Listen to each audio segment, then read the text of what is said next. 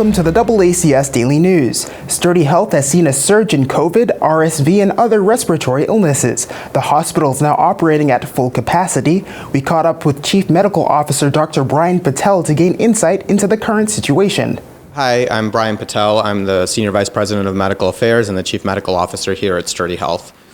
COVID, as many of you know, has been increasing throughout the fall and winter time. We've seen a significant increase in respiratory illnesses, especially around the holidays over Thanksgiving and especially after Christmas and after the New Year.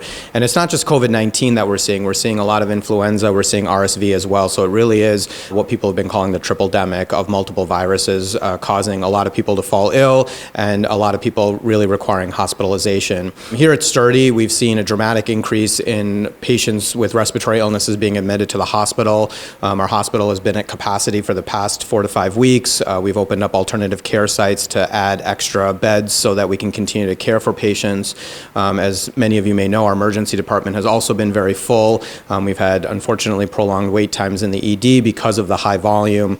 And so we do continue to see high volumes of people ill with these symptoms, both patients who are ill but able to go home, but also patients who, because they have underlying respiratory illnesses or other comorbidities, get sick enough that they have to be admitted to the hospital for several days so they can get appropriate treatment until they're stable enough to be discharged home. Despite the hospital being full and having to manage a much higher volume of patients, on the inpatient side, we continue to offer our elective surgeries. Our operating room is functioning fully. We have not had to cancel any elective surgeries at all. Our primary care doctor offices are all open and seeing patients actively and have not had to cancel appointments as a result of this. COVID-19 is going to continue to be with us, and we're going to continue to see seasonal spikes of the virus, just like we see seasonal spikes of influenza and RSV. These are viruses that are going to be here with us likely forever, and we'll continue to manage and care for patients as they develop these illnesses and make sure that we can take care of them, throughout the different surges that happen. The wastewater levels really are a marker of increasing virus in the community, and it correlates to what we're seeing clinically as well within the community.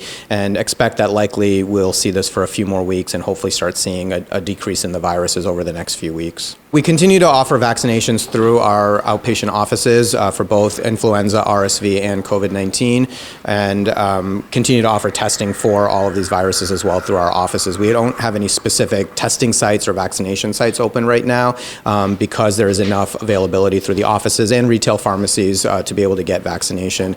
And we continue to encourage people to get vaccinated for all of these viruses. It really is the best way to protect yourself. Even if you do get ill with any of these viruses, if you have been vaccinated, your risk of developing severe illness drops pretty dramatically. So it's really important to get vaccinated, and it's still not too late to get your vaccine if you have not gotten it yet. We continue to recommend that people practice really good infection control practices. So washing your hands frequently. If you are ill, make sure you stay at home until you're feeling better. Follow the regular isolation protocols if you do get COVID-19. In the hospital, we have temporarily returned to mandatory masking for patients, visitors, and our staff because we've seen such a high increase, and we want to make sure we maintain safety for all of our staff within the organization as well as our patients so that we aren't spreading the virus within the hospital. And so continuing to maintain good infection control is probably the best thing you can do at this point.